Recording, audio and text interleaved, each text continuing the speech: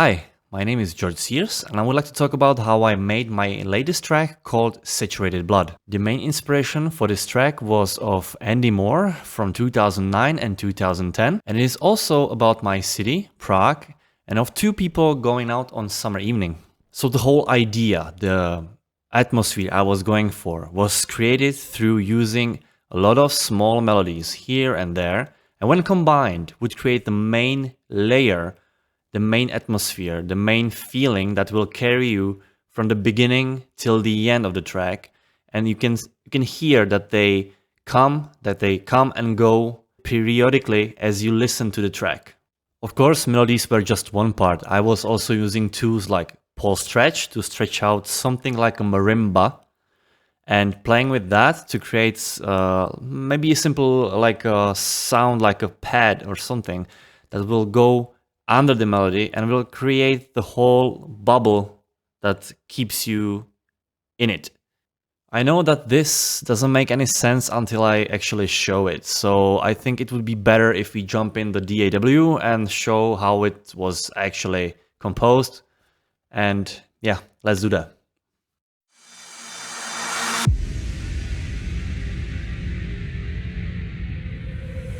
So here we are in DAW. It's called Studio One, and this is the program I use for making music.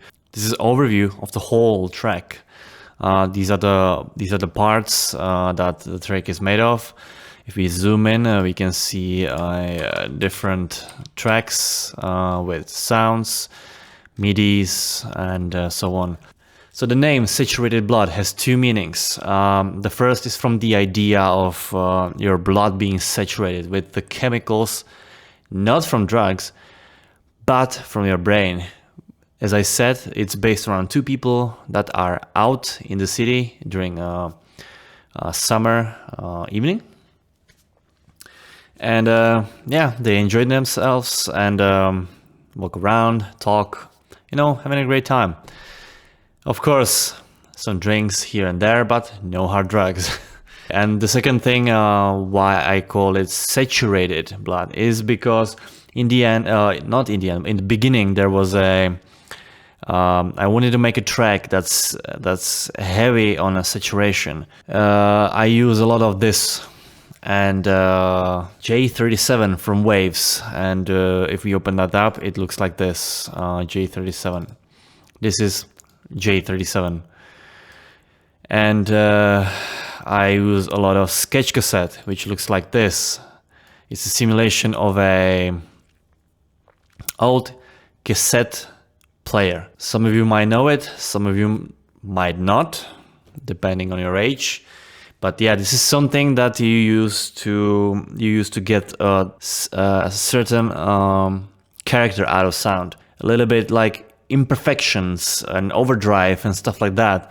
And if you take a simulation of a tape and you drive the signal up when it starts to get overdrive, those little transients in the sound will get transformed into harmonics, additional harmonics, which are not necessarily audible, but they are there.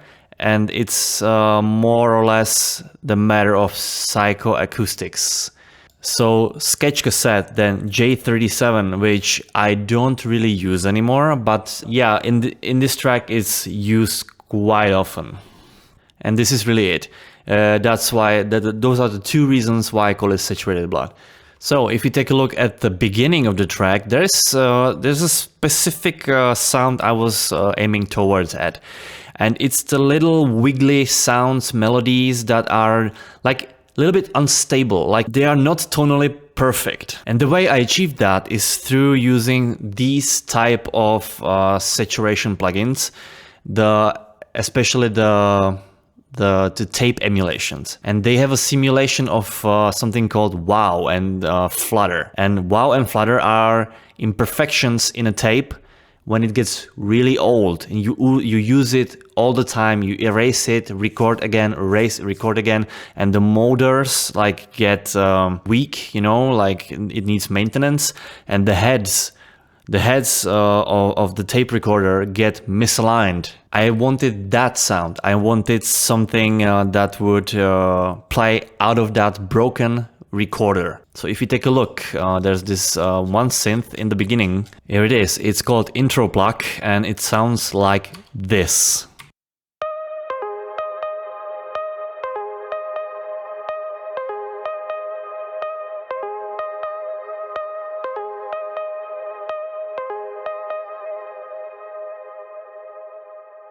It's a lo-fi sound that it's a little bit wiggly, as you could hear. It sounds like it doesn't have like the higher spectrum of that sound, and it's like a little bit, you know. And I really wanted that. I really wanted something so lo-fi, and it's like it's not the main aspect of the track, but it creates that feeling I wanted.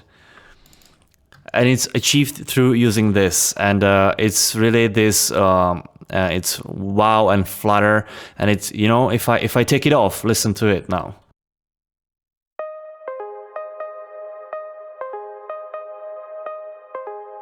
That's without it, and if I turn it on.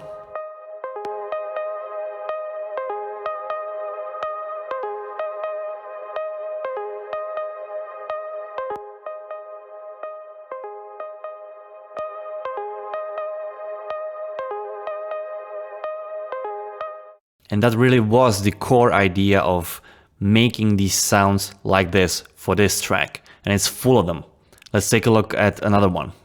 So for example, this one. This is another example. It's another small melody that creates the whole layer, but it's one of them.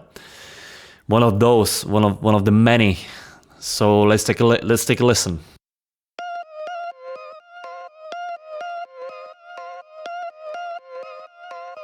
Now I've used two plugins to achieve this sound. I used J37, and it has a little bit of slow rate wow, like, you know, the effect of wow. And right after it has a compressor which compresses the sound, and then I wanted a little bit more of that, you know, the old cassette tape player saturation when the cassette gets shitty and broken. So let's take a listen, with and without it. So now it's on.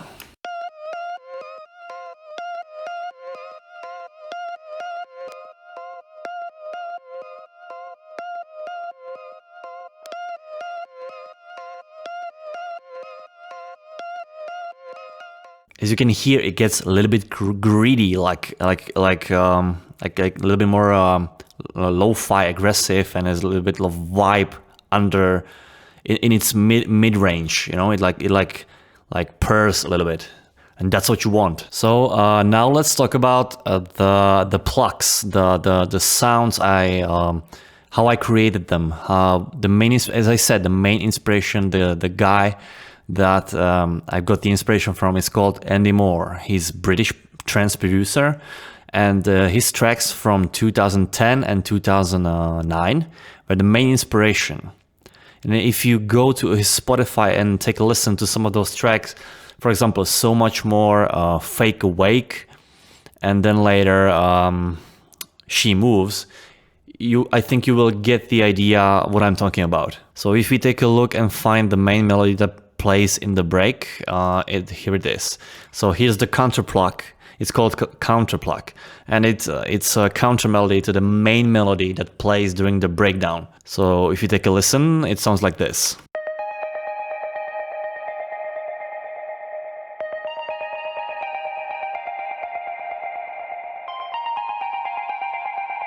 And the main melody sounds like this.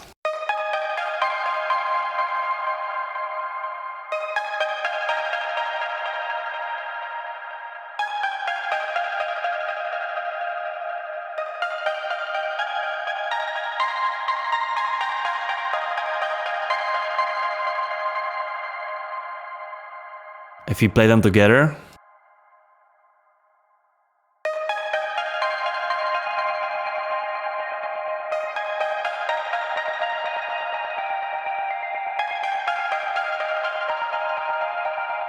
Actually, there's another melody, another counter melody to that main melody. So if we enable this yellow thing and just mute the output or the input, let's solo it first.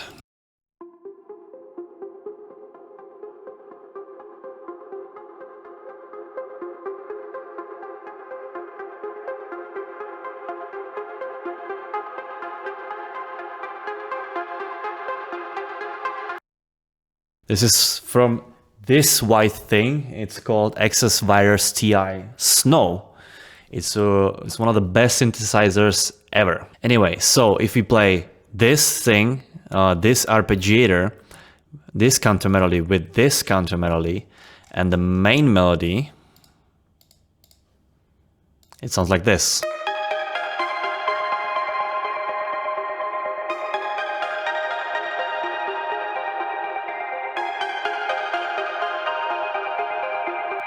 But it's still missing something, right? Something a little bit deeper. Let's add the bassline, the subpad.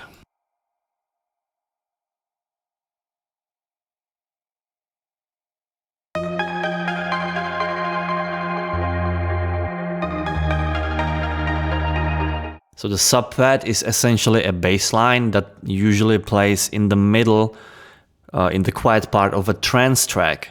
It's different from the bassline, but I used a little clever trick. This Supersaw bassline is essentially the topper bassline, and I was feeling a little bit lazy to create another subpad. So what I did, I used an automation to slide from this note to a higher note, and essentially create a subpad out of the same synth. And it will sound different, and the way I resolved for it to get back to this original state was to create a chord progression that will gradually go down, and essentially it will end up in the same note it started from. So now we can play the main melody, the counter melody, the other counter arp, and then add the bass lines.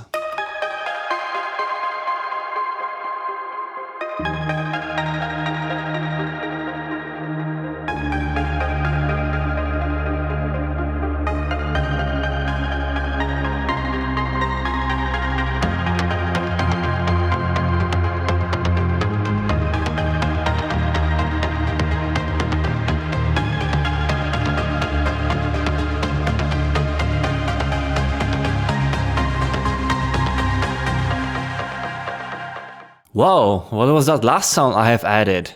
Well, it's a phrased bass line, I like to call it. I don't know if it's the correct name to call it that, but it's the main carrier alongside with the main melody that takes you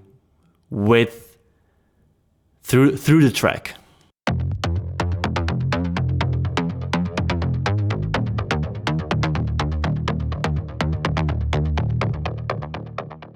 It's strong, it's aggressive, and I like it like that. I made it like that. It is a long list of insert effects. It's insane, but that's how I ended up with this sound I actually liked. If I remove every single plugin that's on that bass line, it sounds like this.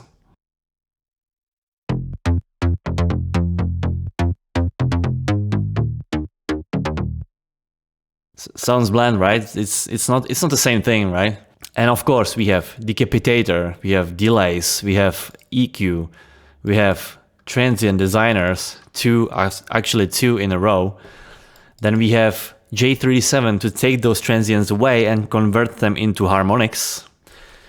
And then we have filters, some volume modulation. Then we have Lusticus EQ, which is a really great emulation of a musical EQ.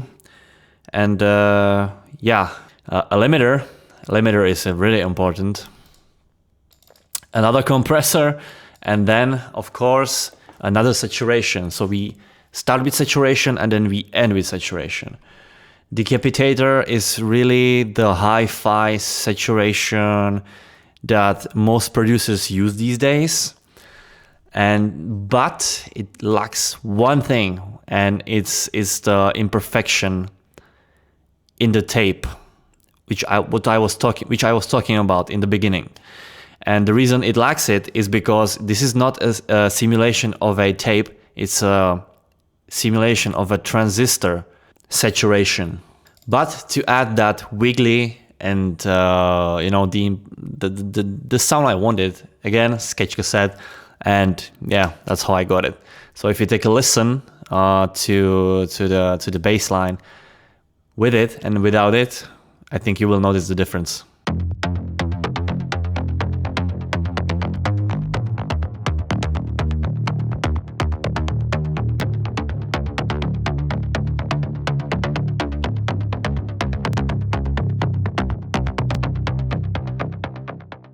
It's really great. By the way, the synthesizers, the software synthesizers, let's touch upon that really quick. This is a synthesizer I used from 2009 and I still use it this day. I would be lying if I would say I don't use it anymore. It can sound really bad, but if you know how to use it, it sounds incredible on its own without any effects. And I know this synthesizer so well that I can think of a sound and I know exactly how to make it on this synthesizer. So we talked about how I made the melodies, what inspiration was for the main sound, right? Now let's talk about beats. And pretty much the beat making process for this track was saturation, right? And I used a kick drum, saturated it. I used clap, saturated. Hi-hat, saturated. Fucking everything, just saturated. So if we take a look at the kick drum, right? Let's solo it and let's take a listen. And here's the decapitator. It's called like that. Take it off.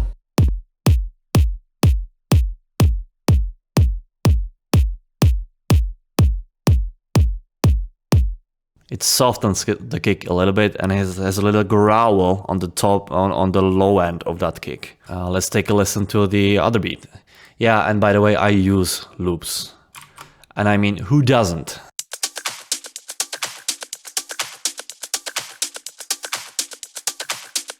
If we unmute the other parts, go here, hi-hats, and this little thing.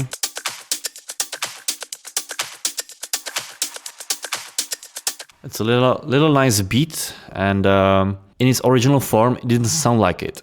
And I will show you why. All right, so this part is gonna be even a little more technical than the other, than the one before. And I was thinking of how to say it like in a normal way, but I really can't. So you might as well skip or just stick with it. Anyway, this is the mix bus, and to which all the loops go, or essentially the other beats I made.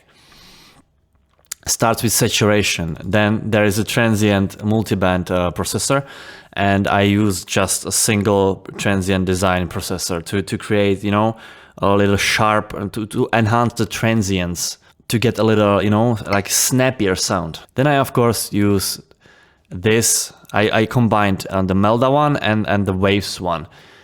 The reason behind it, I like this combination. I don't use Waves anymore that much, but this particular situation I think was appropriate for that. Then we have a multiband compressor. And here I use something like a cascade setup. I'm not sure if it's the correct name for that, but again, this is what I use. And what it means. If you take a look at band 4, 3, 2, and 1, you can take a look at the attack, release, and when it goes from right to left, the attack time gradually increases. I don't know if it's a known trick or if it's something top secret, but this is something I was researching and looking after for many years. But to get better results, which I didn't necessarily need in this work in this case, these two transient designers would be multi-band and they would follow after each other. And what I mean by that is I can show you. So I have a preset here. I have it under this folder, and I called it Waves Explosive Transient. And it essentially loads this chain of plugins. First is a compression, regular bass compression. Then it's this transient designer. I think most people have waves, so I will show it on Waves Transient Designer. And I do it like this. The low end, nothing going on there much. The higher lows are exaggerated. Mid range, not that much, and highs are not exaggerated. Then is another transient designer, and it's exaggerated really, like even more. The difference between these two is that this is like a little spike, but the duration is longer. Then the other one is higher spike, but the duration of that spike is faster. Then I reach a saturation phase where I tame these spikes, and those spikes are essentially created again into harmonics. And then it all goes into a multi-band compressor. And in this case, it's 12, 20, 30, and 40 milliseconds. So the last part, that will be less technical than this one. Maybe I should have switched them, but doesn't matter. It's already recording. Anyway, it's gonna be the whole structure of the track. And let's take a look. So if we zoom out, we can see that it's pretty busy. Like there's a lot of parts that's playing at the same time. They're switching around and so on. So if you go to the beginning and press play, we hear just beat playing, you know, just a little melody, beat playing, and it's the little loop, the kick drum, and it slowly evolves, adds to like the sounds add to each other and makes the intro like slowly build up. If we skip,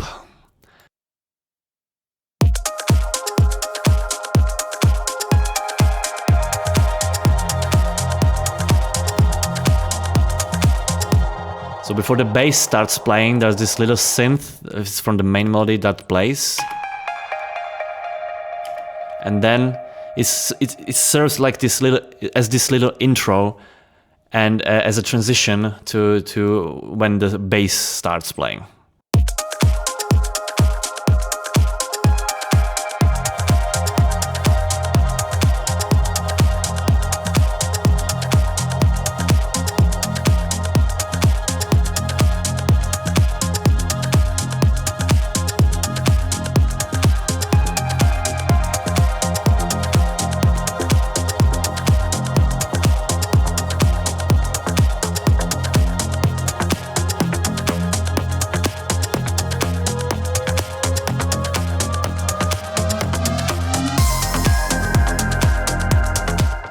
So you could hear the bass line that was like going from like under a blanket, like slowly like uncovering itself.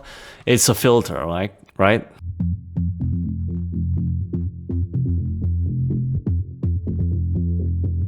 You get the idea, right? And if we skip it a little bit, it sounds like this.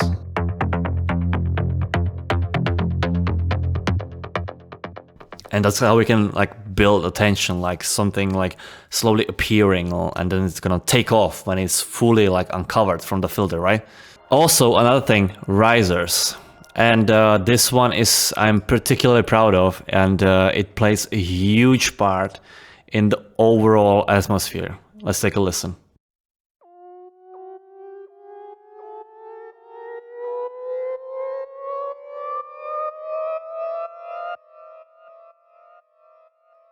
Now, if you play everything else,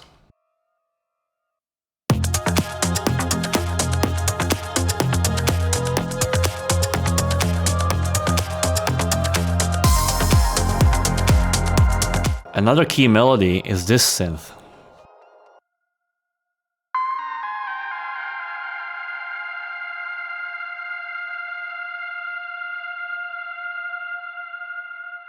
It hits off the moment, you know, there's like this drop, and you know, it like introduces you to the next part of the journey through that track, if I would say like that.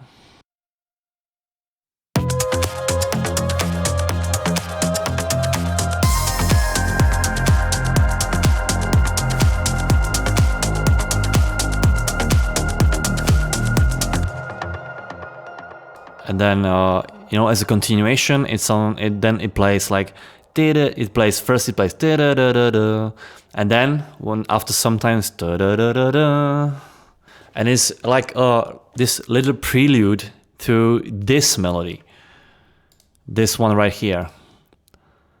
And this one has a little bit of personal character, you know. Let's take a listen.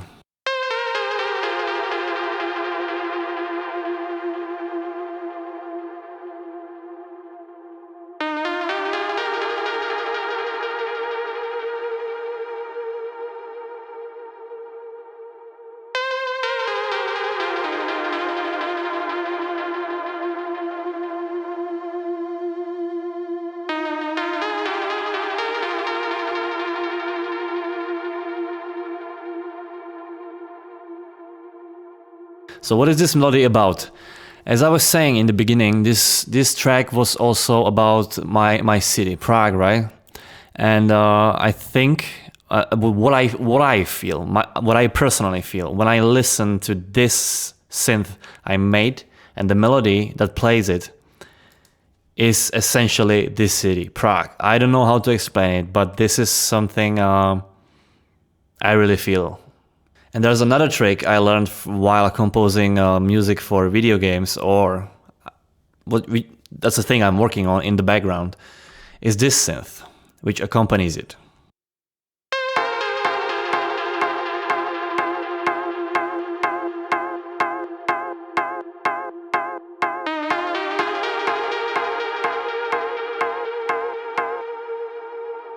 This little offbeat synth is a direct reference to a game called Deus Ex: Human Revolution, and it's from the track that plays when you're in the Detroit city, in the downtown.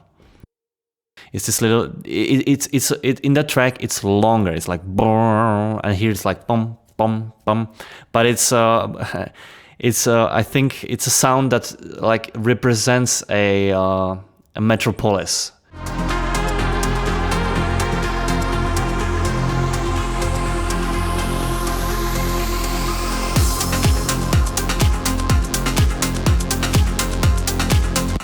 So this part before the drop was something like some kind of first breakdown, right?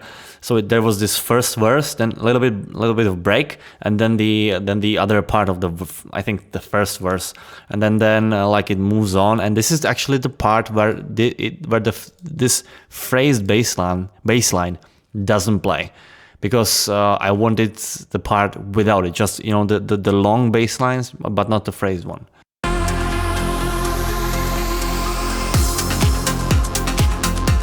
So it's just this one, and this one.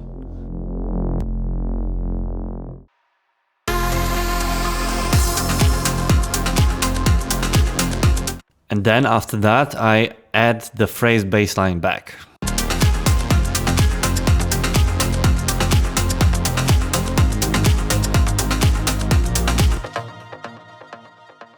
Why did I do that? To evolve the groove and to keep the groove moving. Also, there's this little sound, it's made on this white thing, and it was actually one of the first synth sounds that served as the starter of the whole idea.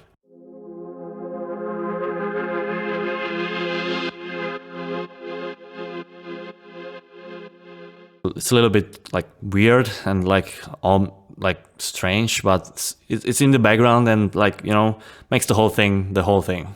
Then after that, nothing really happens. There's a couple of synths playing.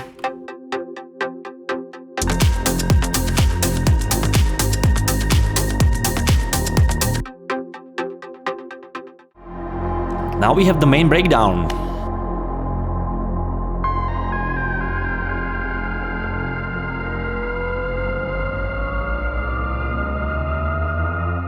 So we'll skip the breakdown because I already talked about it, but I will talk about how I like got from the verse into the break, like, you know, the hit.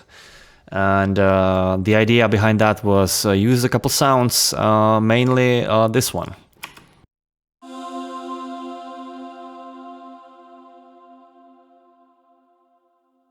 That was a bit quiet. And then marimbas.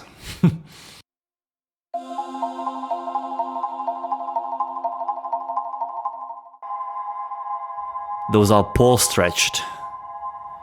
It's essentially a marimba. It's stretched and under reverb and filter and EQ, and it creates, like, you know, this like little nice. I love making these sounds.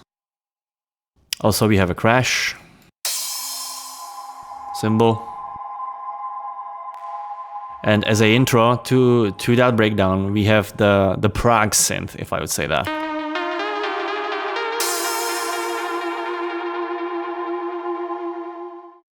Yeah, and that's the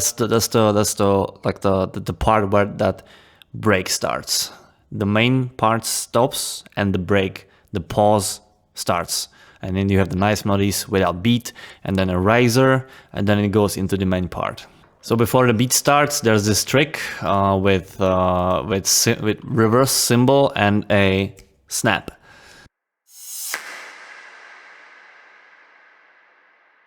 It nicely introduces the beat back, you know?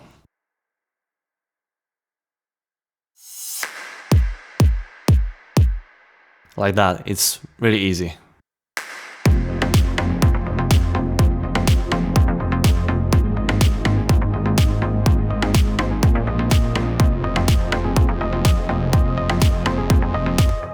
Here I am reintroducing the old melodies, you know, as a flashback or of some sorts.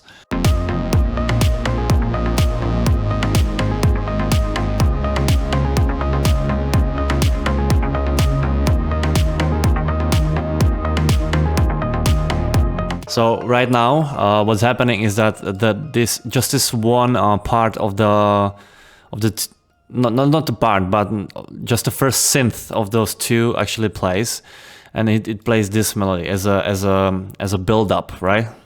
So it's not these two, but it's just this one.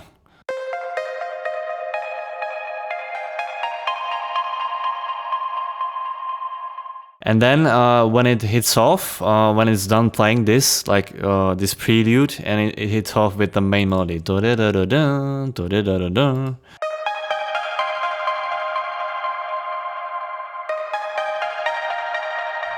Makes sense, right?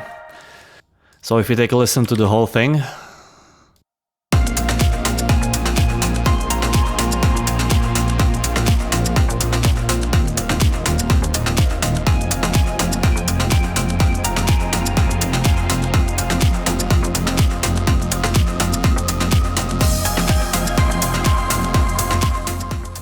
More beat, melody change.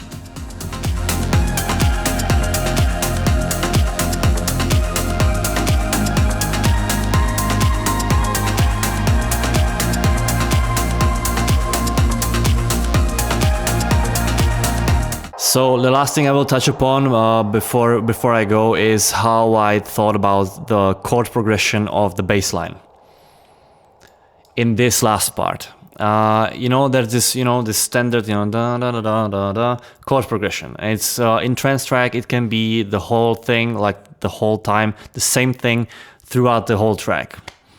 And I wanted something different because it's not a this particular one is not a dance track, right? It's something you listen to on your headphones or just for the sake of listening it, because it has a lot of melodies. It's not like something you dance on, right? You listen to it. So I used this old trick that's been done 100 times in 1,000 times in trance, and it's a trick where you keep the bass line one note and keep it that way for a longer time. And listener is expecting this bass line to change because it was going up and down before, right?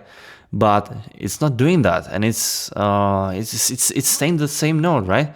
And when does it change? And it creates this little tension, and actually when it moves, it's a little bit of release. Let's take a listen. I will move my you know, for those that can't tell, but I think you can. I will move my hand when it changes.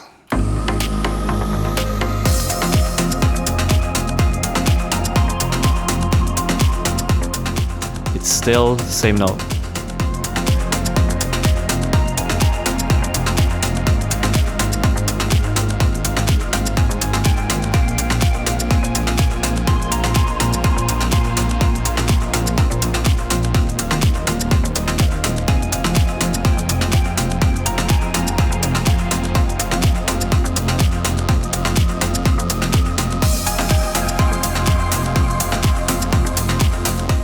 Still the same note now, for a long time.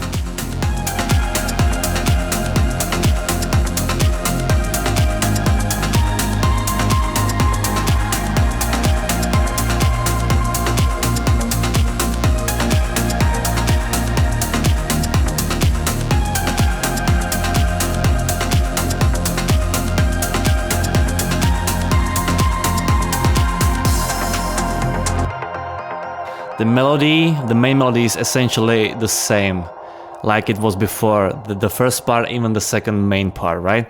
But the thing that changed is the bass line, the chord progression of the bass line under it. And more or less it makes the thing different and it creates the tension, so it's like, it's a win-win, right? And then after all of this, all the goodness, there's this outro. It's essentially like in the 80s, you had the track like fade out on volume, right? In dance music or like trance or house, there's this intro and outro. Serves the purpose for the DJs for them to be able to mix the track from one to the other. Why is it here? Even though it's a track for listening, maybe someone would like to play it in a podcast, you know, or like an online set or something like that. If they do, they can do that. So that's why it's here.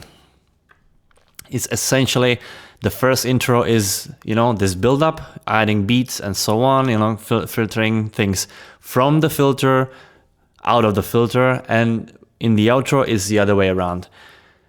To, like, you know, the filter, like, it goes under it, right? And the beats like keeps being removed, like filtered out, like the volume decreases on those beats and so on.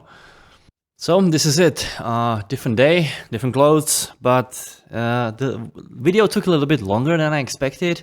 But yeah, I think it was worth it. I talked about what I wanted to talk about, and I really hope you learned something, because that's why I did it. And I wanted to show you how a track like that is made, and if it got you interested in making music, for example, that's great. That's really great. So if you liked the video, please let me know by commenting, liking the video, subscribing on YouTube, and yeah, looking forward to making another one. Take care. Bye.